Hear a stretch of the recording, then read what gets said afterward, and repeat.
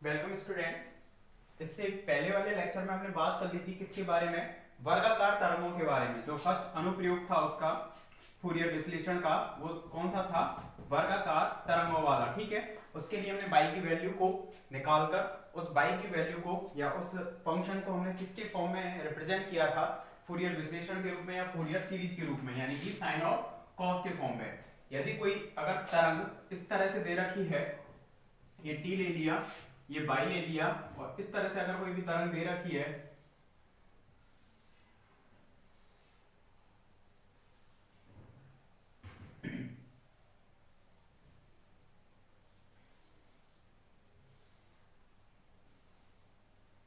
इस तरह से अगर कोई भी तरंग दे रखी है, मतलब यहाँ पर इस चीज का रिपीटेशन हो रहा है, इस वाली तरंग का टेढ़ी टाइप से, इस तरह से टी 2t 3t 4t, इस तरह से इस तरंग का रिपीटेशन हो रहा है और मैक्सिमम जो वैल्यू जा रही है इसकी ए है, तो इसको आरादंती क्यों बोल रहे हैं। जिस तरह से लकड़ी काटने वाली जो आरी होती है, आरी के जो आगे का जो हिस्सा होता है जहां से उस लकड़ी को काटा जाता है, वो इस टाइप से नुकीले होते हैं, तो इसलिए इसको बोल रहे हैं आरादंती, मतलब आरी की तरह इसके दांत हैं, इसलिए आरादंती तरंग इसको बोल रहे हैं। तो इस आरादंती तरंग के लिए अपन को क्या निकालना है, बाई की वैल्यू निकालनी है, और उस बाई को हमें रिप्रेजेंट करना है किसके फॉर्म में, फूरियर सीरीज के रूप में या फूरियर विश्लेषण के फॉर्म में। तो यहां तक ये टी हो गया। तो देखो, इसके लिए बाई की वैल्यू निकालने के लिए अपन यहां पर स्मॉल टी दूरी पर एक पॉइंट लिया, इस पर हमने यहां से लंब डाला, इसको बोल दिया पहले तो ओ पॉइंट, इसको बोल दिया ए पॉइंट और इसको बोल दिया बी पॉइंट। ठीक है, इस तरह से बोल दिया, इसको बोल दिया यहाँ पर सी पॉइंट, इसको बोल दिया हमने डी पॉइंट। तो देखो, इसमें ये वाली जो दूरी है सी डी वाली है, बाई एक्सिस के अनुदिश है, इसलिए इसको हमने बोल दिया बाई। ठीक है, ये स्मॉल टी हो गया, और ये पूरा यहां से यहां तक कितना हो गया, कैपिटल के टी हो गया। तो ये जो त्रिभुज हैं, कौन कौन से त्रिभुज, देखो त्रिभुज ओ ए बी, त्रिभुज ओ ए बी, तथा ये वाला जो छोटा त्रिभुज है त्रिभुज सी बी डी, ये दोनों कैसे हैं, त्रिभुजों की समरूपता से, दोनों त्रिभुज कैसे लग रहे हैं, ये समरूप हैं, तो समरूपता से, तो जब भी दो त्रिभुज समरूप होते हैं तो उन दो समरूप त्रिभुजों में भुजाओं का जो अनुपात है, संगत भुजाओं का अनुपात बराबर होगा। जैसे कि हम पहले बड़ी भुजा इसकी ले लेते हैं ओबी, बड़ी भुजा ओबी, बड़े वाले त्रिभुज की संगत भुजा कौन सी होगी, सीबी, इक्वल टू, इसी तरह से बड़ी भुजा इसकी कौन सी है, ओ ए, अपॉन में छोटी भुजा कौन सी है, सी डी, इस तरह से ले लेंगे। तो ओबी की वैल्यू है वो कितनी है, टी, सीबी की जो वैल्यू है, सीबी की वैल्यू टी माइनस टी हो जाएगा, टी माइनस के टी। इसी तरह से ओ ए हो जाएगा हमारे पास स्मॉल ए के बराबर, और सी डी वो है कितने के बराबर, बाई के बराबर। तो by t equal to a t minus के टी, तो बाई इक्वल टू कितना आ जाएगा, ए अपॉन में टी, इसको अंदर ले गए तो टी अपॉन में टी। इस तरह से अपन इस फंक्शन को निकाल सकते हैं। तो मतलब ये जो वेरी कर रहा है इस तरह से लगातार, यहाँ से हम इधर की ओर चल रहे हैं, तो पहले कम हुआ, फिर मैक्सिमम हुआ, फिर कम हुआ, फिर मैक्सिमम हुआ, इस तरह से लगातार चलता हुआ जा रहा है। तो इस चीज से ये चीज वेरीफाई हो रही है। कैसे, जब समय t इक्वल टू 0 है तब कितना आ रहा है इसका मान, a आ रहा है। जब समय small t equal to capital T है तब 1 माइनस 1 यानी कि 0, बाई इक्वल टू 0 आ रहा है, और बीच में कोई भी वैल्यू आएगी तो वहां पर कुछ ना कुछ ये मान देगा। ठीक है, इस तरह से इस चीज को ये सेटिस्फाई कर रहा है, इसको डाल दिया हमने इक्वेशन नंबर 1। और कौन से अंतराल में है ये, पूरा का पूरा 0 से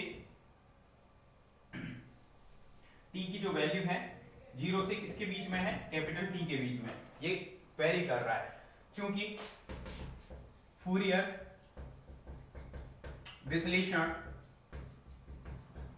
कितना होगा, इस बाई फंक्शन को अपन किस रूप में रिप्रेजेंट कर सकते हैं, a0 प्लस में summation of n equal to 1 to infinite an sin n omega t, ठीक है, प्लस में n equal to 1 to infinite bn cos n omega t। ठीक है, अब यहाँ पर इस समीकरण के लिए हमें an bn और a0 इनकी वैल्यू हमें निकालनी है पहले की तरह।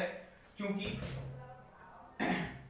ऐसे लिख देते हैं फर्स्ट पॉइंट, a0 की गणना, a0 होता कितना था, चूंकि a0 इक्वल टू होता था 1 बाई टी, 0 से t बाई dt। ठीक है, तो 1 अपॉन में t, 0 से t, बाई की वैल्यू है वो कितनी है, समीकरण 1 से डालेंगे a 1 माइनस के small T upon capital T D T. तो a अपॉन में t इस तरह से लिख दिया। 1 का इंटीग्रेशन करेंगे तो t हो जाएगा स्मॉल टी, ठीक है। 1 का इंटीग्रेशन स्मॉल टी, और यहां पर कितना हो जाएगा 1 अपॉन टी को बाहर ले लिया और टी स्क्वायर अपॉन में 2 इस तरह से, और t अपर लिमिट और lower limit a upon T, तो ये कितना जाएगा upper limit T square upon T यानी कि टी बाई 2, और जीरो लगाएंगे तो 0 0 हो जाएंगे, तो ये कितना जाएगा टी बाई 2, और टी से टी गया तो a बाई 2। ये किसकी वैल्यू आ जाएगी हमारे पास, a0 जो है उसकी वैल्यू आ जाएगी। लिखें यहां तक।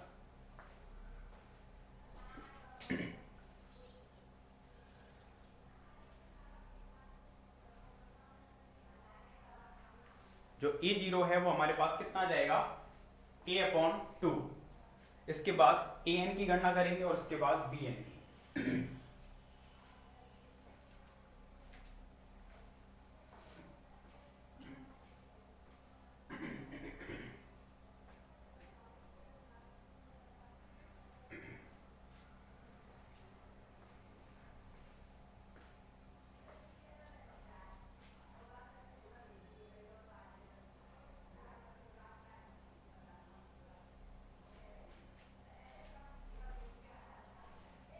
पॉज करके लिख सकते हो आप इसको। इसके बाद सेकंड पॉइंट डाल देना इसमें, an की गणना। सेकंड पॉइंट है an की गणना। तो देखो an की गणना कैसे करेंगे, क्योंकि जो an था हमारे पास कितना था 2 अपॉन में t 0 से t बाई और sine n omega t dt कितना था, तो an इक्वल टू कितना आ जाएगा 2 अपॉन में t 0 से t a 1 माइनस के t by t sine n omega t dt। ये हो जाएगा, y की वैल्यू इसमें पुट कर दी और 0 से t में ही काम करेगी वो, तो 2a अपॉन में t इस तरह से लिख दिया, 0 से t अंदर ले गए इसको तो साइन n ओमेगा t, ठीक है। और माइनस के कितना हो जाएगा sine n omega t upon में t इनटू में t इस तरह से हो जाएगा, और पूरे में कितना है ये dt इस तरह से हो जाएगा। तो यहां से कितना हो जाएगा ये 2a अपॉन में t, इंटीग्रेशन में अलग अलग कर दिया 0 से t sine n omega t dt, और माइनस ले लिया 0 से t t sine n omega t upon में t dt इस तरह से लिख सकते हैं इसको अलग अलग। अब देखना इस वाले इंटीग्रेशन की वैल्यू हमने पहले निकाली थी, साइन और कॉस जब भी होते हैं 0 से t में तो उसकी वैल्यू 0 होती है, तो 2a अपॉन में t इसकी वैल्यू 0 हो गई, माइनस 0 से t t sine n omega t upon में t dt इस तरह से लिख सकते हैं इसको। तो इसमें कितना हो जाएगा, माइनस को बाहर ले लिया 2a अपॉन में t स्क्वायर इस तरह से लिख दिया, और 0 से t t sine n omega t dt इस तरह से लिख दिया इसमें। अब जो 0 से t sine n omega t है इसका हमें इंटीग्रेशन करना होगा, तो दो फलन है इसलिए फर्स्ट इंटू सेकेंड इसमें लगाना होगा, तो फर्स्ट इंटू सेकेंड लगाकर करेंगे तो माइनस के 2a अपॉन में t square first into second का इंटीग्रेशन, सेकेंड का कितना होगा cos n omega t upon में n ओमेगा माइनस में हो जाएगा ये, ठीक है। इसी तरह से माइनस फर्स्ट इंटू फर्स्ट का अवकलन 1 हो जाएगा, सेकेंड का इंटीग्रेशन माइनस माइनस प्लस में cos n omega t upon में n ओमेगा dt, और 0 से t इस पर लिमिट आएगी, ठीक है इस तरह से। और इस पर कितना आ जाएगा 0 से t आ जाएगा, इस पर लिमिट जो आएगी वो 0 से t हो जाएगी। अब इस इंटीग्रेशन को करना है और इस पर भी लिमिट कितनी लगानी है 0 से t लगानी है, तो देखें आगे इसमें।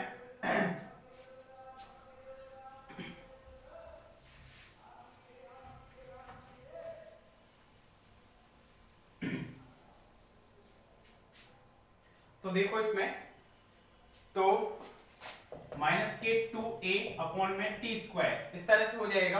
अब इसमें अपर लिमिट माइनस के लोअर लिमिट लगानी है, तो इसको पहले अलग ही लिख लेते हैं, या लगाना चाहो तो लगा दो। माइनस के t cos n omega t, ठीक है, अपॉन में n ओमेगा, अपर लिमिट माइनस के लोअर लिमिट जैसी लगाएंगे तो t की वजह से वो कितना हो जाएगा, 0 हो जाएगा। कितना आ जाएगा, प्लस में दूसरे पर इंटीग्रेशन करेंगे तो कितना हो जाएगा, sine n omega t upon में n ओमेगा का भाग लगेगा तो n ओमेगा का स्क्वायर हो जाएगा, और इस पर लिमिट लग जाएगी कितनी, 0 से t। कितनी लिमिट लग जाएगी, 0 से t। तो माइनस के 2a अपॉन में t स्क्वायर इंटीग्रेशन को या अंदर वाले टर्म को सॉल्व करते हैं, माइनस के t cos n ओमेगा के स्थान पर रख देते हैं, ठीक है, n 2 पाई अपॉन में t, ये हमने पुट कर दिया। प्लस में अपर लिमिट माइनस के लोअर लिमिट करेंगे तो लोअर लिमिट पर तो 0 हो रहा है तो 1 अपॉन n ओमेगा का स्क्वायर, और साइन n ओमेगा t पर अपर लिमिट लगाएंगे तो साइन n ओमेगा t, इस तरह से हो जाएगा। इसको और सॉल्व करते हैं, माइनस के 2a अपॉन में t स्क्वायर, t से t गया, ठीक है, यहाँ पर कितना हो जाएगा, 2n पाई। cos 2n पाई की वैल्यू ऑलवेज कितनी होगी, 1 होगी, तो 2n पाई इतना हो जाएगा, 2n पाई और अपॉन में t, 2n पाई अपॉन में t, और t को हम ऊपर लेंगे तो t स्क्वायर अपॉन में 2n पाई, प्लस में sine n omega, n 2 pi upon में t और t अपॉन में n 2 पाई अपॉन में t का स्क्वायर हो जाएगा, ठीक है, इस तरह से। तो माइनस के 2a अपॉन में t स्क्वायर, माइनस के t स्क्वायर अपॉन में 2n पाई, ये हो जाएगा, और प्लस में जब इसमें t से t कैंसिल आउट होगा तो साइन 2n पाई, पाई का कोई भी गुणज हो, सम गुणज हो, विषम गुणज हो, ऑलवेज कितना बनेगा, वो 0 बनेगा। तो यहाँ से t स्क्वायर से t स्क्वायर गया, माइनस से माइनस गया, 2 से 2 गया, तो a अपॉन में कितना बचेगा, n पाई। जो an है उसकी जो वैल्यू है वो कितनी काम करेगी, a अपॉन n पाई, मतलब a1 की value a upon pi, a2 की value a upon 2 pi, a3 की वैल्यू a अपॉन 3 पाई, इस तरह से वो वैल्यू है वो वेरी करेंगी। लिखें इसको,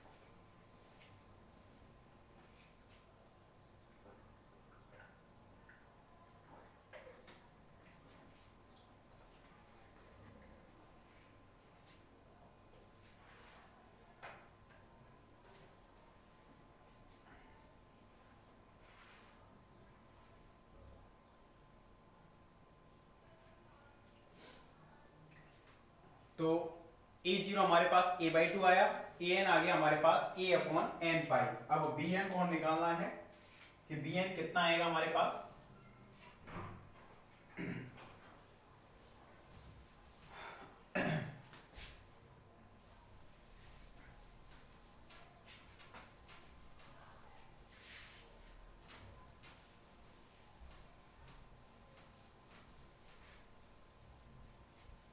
देखो तो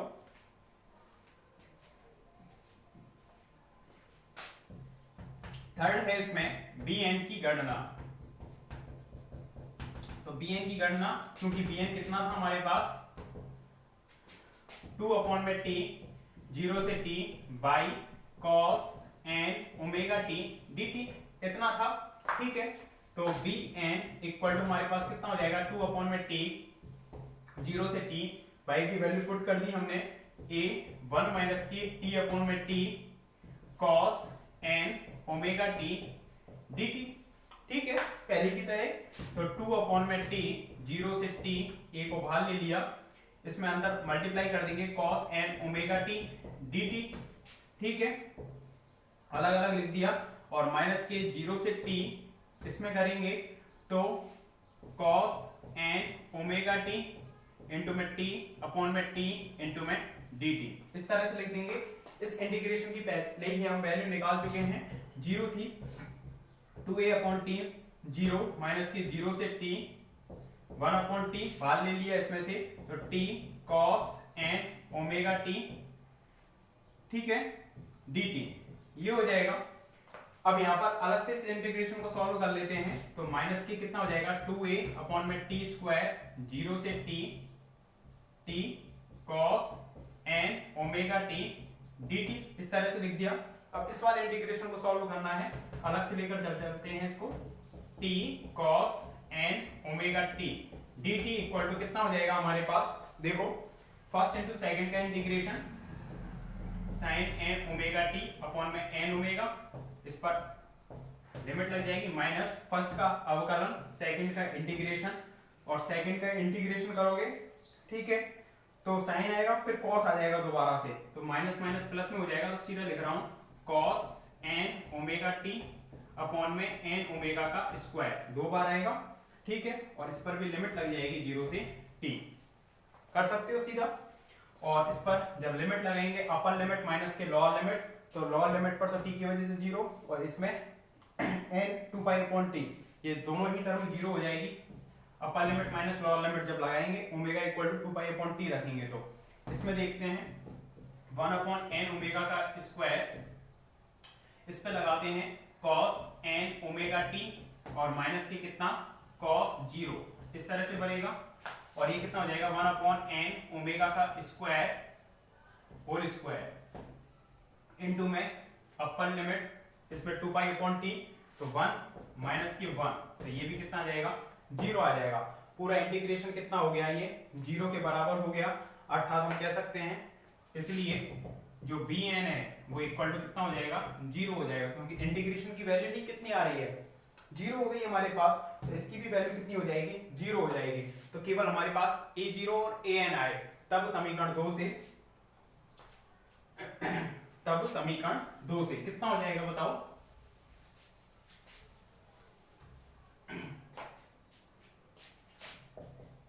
तब समीकरण 2 से कितना हो जाएगा y इक्वल टू a0 की वैल्यू आई थी a अपॉन 2 प्लस में n equal to 1 to infinite an sin n omega t, इस तरह से लिख दिया, और प्लस में ये वाला 0, तो y equal to a/2 plus में a1 sin omega t plus में a2 sin 2 omega t plus में a3 sin 3 ओमेगा t, इस तरह से लगातार पद है वो चलते रहेंगे, और सभी आएंगे इसमें, सम वाला सिस्टम नहीं चल रहा है पहले की तरह।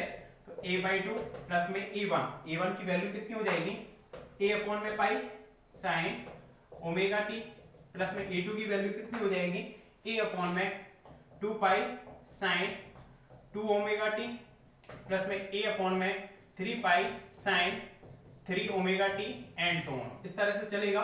और लेना चाहो तो इसमें से कॉमन ले सकते हो a अपॉन पाई को, इस तरह से लिख सकते हैं sin ओमेगा t प्लस में 1 अपॉन पाई नहीं 2 sin 2 ओमेगा t प्लस में 1/3 sin 3 ओमेगा t और 1/4 sin 4 ओमेगा t, इस तरह से लगातार पद चलते रहेंगे इसमें, ठीक है।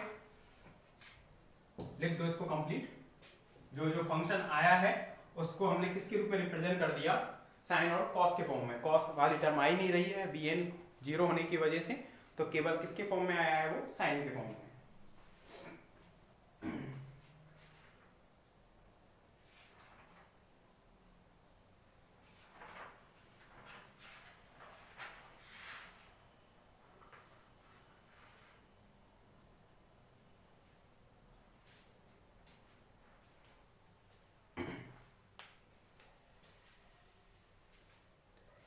इस यूनिट के अंतर्गत हमने मेनली यांत्रिक तरंगों के बारे में बात की थी। यांत्रिक तरंगों से मतलब जो कि माध्यम में गति कर सकती है, मतलब ठोस छड़ के लिए हमने तरंगों के लिए बात की थी, प्रत्यास्थ तरंगें, गैस स्तंभ के लिए बात की थी, उसमें दाब तरंगें थी, तो वो सभी मीडियम के लिए थी, माध्यम के लिए यानी यांत्रिक तरंगें। और जो तरंगें होती थी वो दो प्रकार की थी, एक तो यांत्रिक तरंगें और दूसरी थी विद्युत चुम्बकीय तरंगें। तो इसका नेक्स्ट जो चैप्टर है इसमें वो कौन सा है, विद्युत चुम्बकीय तरंगें, जो कि निर्वात में भी गमन कर सकती हैं, और निर्वात में उनका वेग कितना होता है 3 × 10⁸ मीटर पर सेकंड, ठीक है। तो उसे लिखना है, लास्ट चैप्टर है, छोटा सा है। 4 के अंदर ही है ये सेकंड चैप्टर।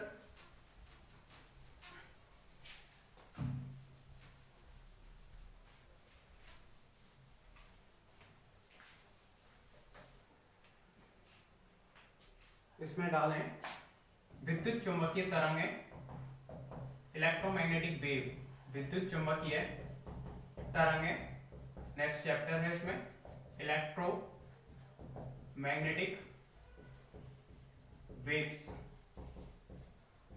इलेक्ट्रोमैग्नेटिक वेव्स, और इसी को हेडिंग बना देना विद्युत चुंबकीय तरंगें। और इधर समझें क्या होती हैं विद्युत चुंबकीय तरंगें। वे तरंगें जो कि निर्वात में गमन कर सकती हैं, जैसे कि सूर्य का जो प्रकाश है वो निर्वात में होकर आ रहा है, वो भी क्या है, इलेक्ट्रोमैग्नेटिक वेव है। किस तरह से होती है कि तरंग इस तरह से संचरित हो रही है, इसमें इलेक्ट्रिक फील्ड के कंपन इस तरह से होंगे और मैग्नेटिक फील्ड के कंपन इस तरह से होंगे, ठीक है। इस तरह से इसमें इलेक्ट्रिक फील्ड और मैग्नेटिक फील्ड के कंपन होंगे जो कि एक दूसरे पर कैसे होंगे, ये परपेंडिकुलर होंगे, लंबवत होंगे, ठीक है। तो इसके लिए कोई भी विद्युत चुंबकीय तरंगें हैं, उसके लिए मैक्सवेल की जो समीकरण है, मैक्सवेल की समीकरण जो कि हमने इलेक्ट्रोमैग्नेटिज्म में पढ़ी थी, मैक्सवेल की समीकरण वो निम्न प्रकार से लिखी जाती हैं। कैसे? मैक्सवेल की 4 इक्वेशन है। फर्स्ट है डेल्टा डॉट ई, सेकंड है डेल्टा डॉट बी, इस तरह से। थर्ड है डेल्टा क्रॉस ई यानी कि कर्ल, और 4 है इसमें डेल्टा क्रॉस बी। ये अपन ने इलेक्ट्रोमैग्नेटिज्म में पढ़ी थी। ये वैल्यू आ रही थी हमारी रो अपॉन एप्सिलॉन। किसी माध्यम के लिए हम बात कर रहे हैं, माध्यम के लिए, माध्यम में निर्वात के लिए एप्सिलॉन नॉट लिख देंगे, इसकी वैल्यू ऑलवेज 0 होती है। इसकी आती है माइनस के डेल बी वेक्टर अपॉन में डेल टी, इसकी होती है म्यू जे प्लस में mu epsilon del E vector upon में डेल टी। ये तो है निर्वात की विद्युत माध्यम की विद्युतशीलता, ये माध्यम की चुंबकशीलता, और ये है इलेक्ट्रिक फील्ड। इस चीज का ध्यान रखना है इसमें। इलेक्ट्रिक फील्ड, मैग्नेटिक फील्ड जो होंगे उनके लिए मैक्सवेल की 4 समीकरण होती हैं। ये जो समीकरण होती है वो विद्युत क्षेत्र के लिए गाउस का नियम है, विद्युत क्षेत्र के लिए गाउस का नियम निकाला था वहां पर, विद्युत क्षेत्र के लिए गाउस का नियम, ठीक है। इलेक्ट्रोमैग्नेटिज्म आपका सेकंड पेपर है और ये वाला आपका थर्ड पेपर है, तो पहले उसको पढ़ना, उसके बाद इसको पढ़ोगे तो ये जिस वे में समझ में आ जाएगा। ये कौन सा है? चुंबकीय क्षेत्र के लिए, चुंबकीय क्षेत्र के लिए गाउस का नियम है, ठीक है। डेल्टा क्रॉस ई वाला ये कहलाता है फैराडे के नियम से, जो इसको निकालते हैं अपन माइनस की del B upon del T. किससे निकालते हैं इसको? फैराडे के नियम से, फैराडे के नियम से, ठीक है। और ये वाली जो समीकरण है म्यू जे, जहां 2 चीज आ रहे हैं, ये एक तो रो आ रहा है, रो तो बोलते हैं किसको? आवेश घनत्व को, या रो तो किसको बोलेंगे? आवेश घनत्व को, और जे, जे होता है क्या? धारा घनत्व, ठीक है। ये होते हैं, ये फैराडे के नियम से है। और delta cross B equal to mu J plus mu epsilon del E by del T, इसको निकालते हैं एम्पियर के नियम से, एम्पियर के परिपथीय नियम से, ठीक है। उससे अपन इसको डेराइव करते हैं। डेरिवेशन है नहीं इनके, क्योंकि वहां दे दिए इलेक्ट्रोमैग्नेटिज्म में 3 के तो डेरिवेशन है, ये वाला डेरिवेशन नहीं था केवल वहां पर। ये वाला delta cross E equal to minus के del B upon del T वाला नहीं था, जो कि फैराडे के नियम से निकालते हैं कि किसी भी कुंडली में उत्पन्न विद्युत भाग बल यानी कि वोल्टेज चुंबकीय प्लस में परिवर्तन की दर के बराबर होती है, ऋणात्मक मान, ठीक है। इससे अपन निकालते थे इसको डेल्टा क्रॉस ई माइनस के del B upon del T को। तो ये एम्पियर के परिपथीय नियम से, तो 4 हैं ये, ठीक है, जो कि मैक्सवेल की समीकरण कहलाती हैं। क्रम से मैक्सवेल की प्रथम समीकरण, मैक्सवेल की द्वितीय, तृतीय और चतुर्थ समीकरण, इस तरह से कहलाती हैं ये। अगर माध्यम यहाँ पर कैसा हो, यदि हम माध्यम को जो ले रहे हैं यहाँ पर, ये जो माध्यम के लिए लिखी है अपन ने, जिसके लिए माध्यम की चुंबकशीलता तो कितनी है म्यू, और विद्युतशीलता है एप्सिलॉन। अगर वो माध्यम कैसा है? समदैशिक कुचालक माध्यम है। कुचालक माध्यम से मतलब कोई भी विद्युत चुंबकीय तरंग ऐसे माध्यम में गति कर रही है जो कि कैसा है? कुचालक है। तो कुचालक माध्यम के लिए तो वहां पर जो मुक्त आवेश है, कुचालक माध्यम का मतलब वहां मुक्त आवेश नहीं होगा, तो मुक्त आवेश नहीं होगा तो मुक्त आवेश घनत्व भी नहीं होगा, मतलब उसके लिए रो का मान 0 होगा, ठीक है। और जब आवेश नहीं है तो आवेश का प्रभाव भी नहीं होगा, और एकांक क्षेत्रफल से आवेश का प्रवाही तो क्या कहलाता है, J इक्वल टू क्या होता है, करंट अपॉन एरिया। तो जब आवेश नहीं है, आवेश घनत्व नहीं होगा, तो आवेश का प्रवाह भी नहीं होगा, मतलब करंट भी नहीं होगा, तो मतलब J का मान भी क्या होगा, 0 होगा। तो ये कह सकते हैं कि समदेशिक कुचालक माध्यम के लिए रो और J इनका मान कितना होगा, 0 होगा। तो यहाँ से जो मैक्सवेल की समीकरण है उनको इस तरह से लिखा जा सकता है, delta dot E equal to कितना हो जाएगा, 0। दूसरी है delta dot B equal to 0। Third कौन सी है इसमें, delta cross E equal to minus के डेल B वेक्टर अपॉन में डेल T, इतना बन जाएगा। और फोर्थ समीकरण है delta cross a B equal to कितना, म्यू J। तो J का मान 0 है, धारा घनत्व का मान 0 है, तो mu epsilon del E vector upon में कितना बचेगा, डेल E। इस तरह से मैक्सवेल की ये 4 समीकरण कौन से माध्यम के लिए है, समदैशिक कुचालक माध्यम के लिए। तो देखें इसमें विद्युत चुंबकीय तरंग है, हेडिंग डालकर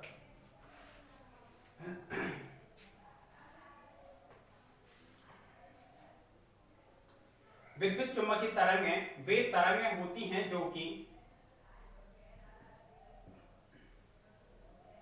विद्युत चुंबकीय तरंगें वे तरंगें होती हैं जो कि निर्वात में भी गमन कर सकती हैं,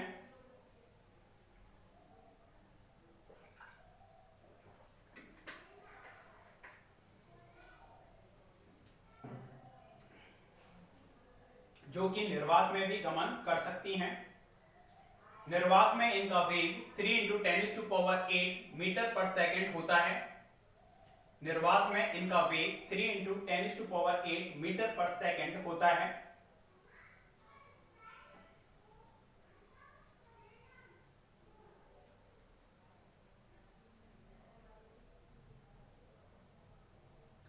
माध्यम में विद्युत चुंबकीय तरंगों के लिए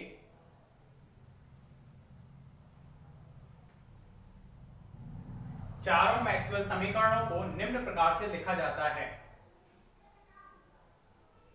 चारों मैक्सवेल समीकरणों को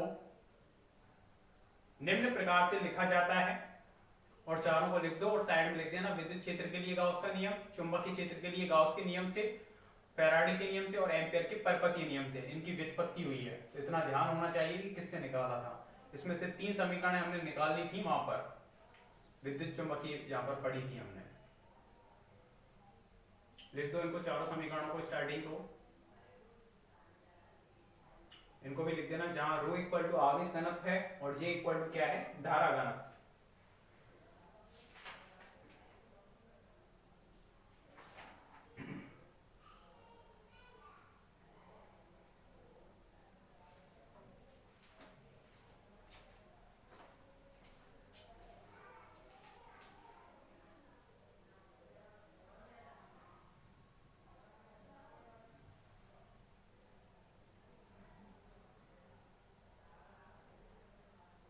इसके बाद हेडिंग डाल देना, समदैशिक कुचालक माध्यम के लिए विद्युत चुंबकीय तरंगें, या ऐसे डाल देना, समदैशिक कुचालक माध्यम के लिए मैक्सवेल की समीकरण। मैक्सवेल की समीकरण है समदैशिक कुचालक माध्यम के लिए मैक्सवेल की समीकरण है। समदैशिक जो वर्ड है उससे मतलब होता है कि सभी दिशाओं में जो माध्यम है समान बना हुआ है। समदैशिक कुचालक माध्यम मतलब सभी दिशाओं में ही कुचालक बना हुआ है।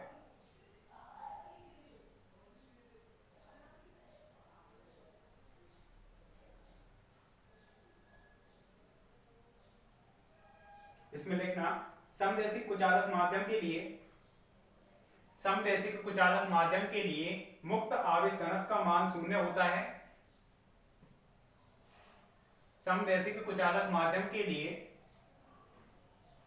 मुक्त आवेश का मान 0 होता है, इसलिए मुक्त आवेश घनत्व रो एवं J, मुक्त आवेश घनत्व रो एवं J वेक्टर का मान भी 0 होगा। J वेक्टर का मान भी 0 होगा।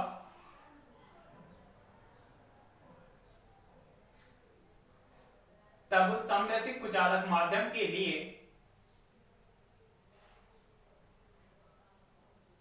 तब समदैशिक कुचालक माध्यम के लिए मैक्सवेल की समीकरणों को निम्न प्रकार से लिखा जा सकता है।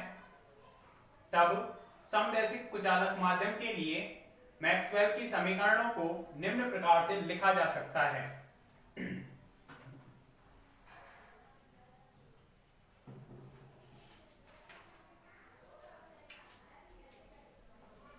लिख दो इसको, चारों समीकरणों को। ठीक है, इसमें रो और जे इन दोनों को जीरो करते हुए समीकरणों को लिखा है।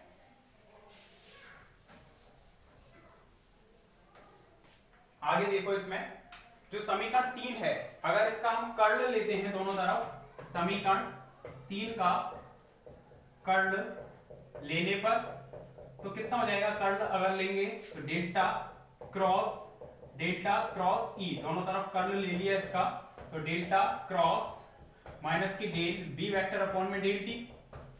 ठीक है, इसमें एक्स वाई जेड आते हैं, अवकलन ही आते हैं। ये भी अवकलन है टी के रेस्पेक्ट में, जो कि एक दूसरे से कैसे हैं? स्वतंत्र हैं। तो माइनस के डेल अपॉन डेल टी को बाहर ले लिया और इसको ऐसे लिख सकते हैं डेल्टा क्रॉस बी वेक्टर। ठीक है, तो इसका मतलब भी क्या रहा? यही रहा। और इसको यदि हम ओपन करते हैं तो कितना होगा? दूर वाले माइनस पास वाले, यानी कि डेल्टा डॉट ई। इस तरह से कौन रह गया? ये वाला रह गया, इसको बाहर लगा देंगे, ये ग्रेडियंट बनेगा क्योंकि अदिश राशि है। माइनस के पास वाले यानी कि डेल स्क्वायर ई, इस तरह से ये ओपन होगा। दूर वाले माइनस पास वालों का करेंगे डेल स्क्वायर ई, इस तरह से कर दिया। अब डेल्टा डॉट ई है वो कितने के बराबर है? 0 के बराबर, तो ये वाली टर्म 0 हो जाएगी। ऐसे लिख देते हैं, चूंकि डेल्टा डॉट ई वेक्टर है वो कितने के बराबर है? 0 के बराबर। एवं जो डेल्टा क्रॉस बी है वो कितने के बराबर है? Mu epsilon del E vector upon में डेल टी के बराबर है। ठीक है, इन दोनों वैल्यूज को यहां पर रखेंगे तो माइनस के del square E vector equal to minus के डेल अपॉन में डेल टी, और डेल्टा क्रॉस बी इसकी वैल्यू हो जाएगी mu epsilon del E vector upon में कितना? Del T. इतना हो जाएगा। अब इससे कितना आएगा? माइनस माइनस तो कट जाएगा, तो del square E equal to कितना हो जाएगा? म्यू एप्सिलॉन कांस्टेंट है, बाहर ले लिए, और del two E by del T square. ठीक है, इस तरह से लिख दिया। तो डेल स्क्वायर ई, या ऐसे ही रहने दो नॉर्मली। तो इतनी समीकरण हमारे पास आ गए। ठीक है, इक्वेशन नंबर इसको डाल दिया 4 ये हो गई, 5 इसको डाल दिया। इसी तरह से अगर हम समीकरण 4 है उसका भी कर्ल ले, तो समीकरण 4 का कर्ल लेने पर तब बताओ कितना आ जाएगा? समीकरण 4 का अगर हम कर्ल लेते हैं तो वही पहले की तरह डेल्टा क्रॉस बी इस तरह से आ जाएगा हमारे पास, equal to mu epsilon delta cross del E vector upon में डेल टी। इस तरह से लिख सकते हैं। इसको ओपन करेंगे तो डेल्टा डॉट बी, ये डेल माइनस के डेल स्क्वायर बी, पहले की तरह ओपन कर दिया इसको इसकी तरह, और इक्वल टू म्यू एप्सिलॉन, ये कितना हो जाएगा? डेल अपॉन डेल टी को बाहर ले लिया, डेल्टा क्रॉस ई, इतना आ गया। अब इसकी वैल्यू तो 0 है, माइनस के del square B, del dot B की वैल्यू 0 है, समीकरण 2 से 0 डाल दी, ये है equal to mu epsilon del upon में डेल टी, और delta cross E, delta cross E कितने के बराबर है? माइनस के del B by del T, minus के del B by del T. तो यहां से कितना आ जाएगा? ये माइनस माइनस कैंसिल आउट हो जाएगा, तो del square B vector equal to कितना आ जाएगा? Mu epsilon del two B upon में डेल टी स्क्वायर, इतना आ जाएगा। ठीक है, ये आ गया। अब चूंकि ये आया है समीकरण 5, इसको डाल दिया हमने समीकरण नंबर 6। चूंकि त्रिविमीय तरंग की समीकरण जो होती है वो कितनी होती है? त्रिविमीय तरंग की समीकरण, त्रिविमीय तरंग की जो समीकरण है वो कितनी होगी यहां पर?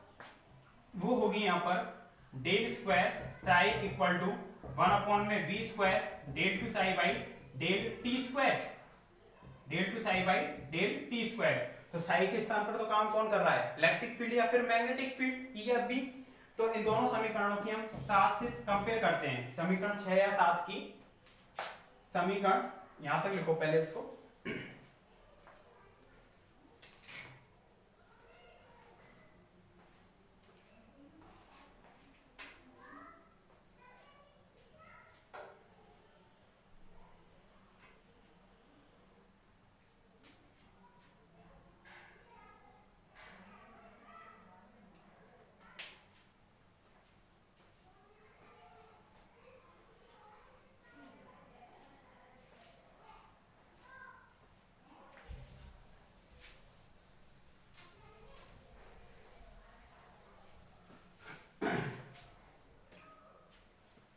तो समीकरण 5 या 6 की समीकरण 7 से अगर हम कंपेयर करें, समीकरण 5 या 6 की 7 से तुलना करने पर, तुलना अगर हम करेंगे तो यहां से 1/v² इक्वल टू कितना जाएगा, म्यू एप्सिलॉन।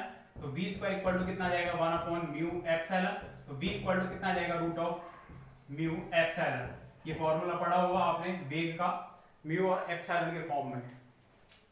तो ये फॉर्मूला यहां से निकल कर आता है ये।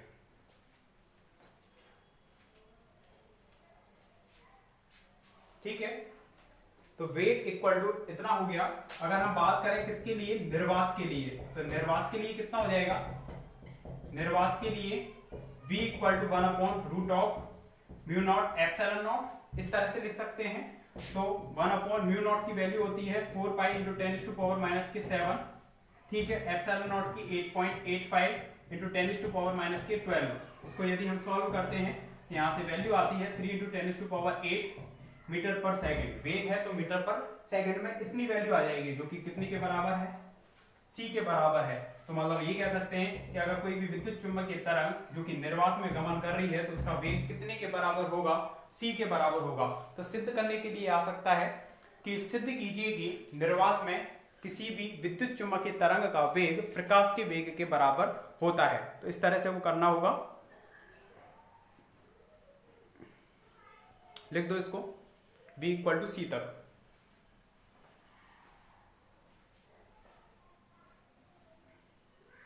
जो समदैशिक कुचालक माध्यम है उस पर नंबर 1 कर देना।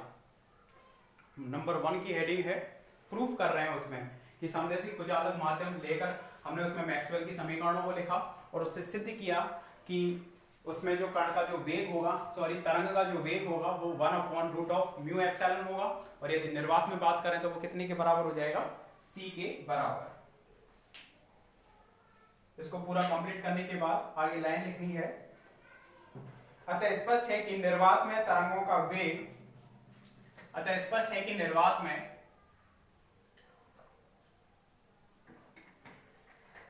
तरंगों का वेग प्रकाश के वेग के बराबर होता है। निर्वात में तरंगों का वेग प्रकाश के वेग के बराबर होता है। ठीक है, इस तरह से ये यहां तक टॉपिक कंप्लीट हो गया। इसमें सेकंड पॉइंट है वो करेंगे नेक्स्ट लेक्चर में। Okay, thank you.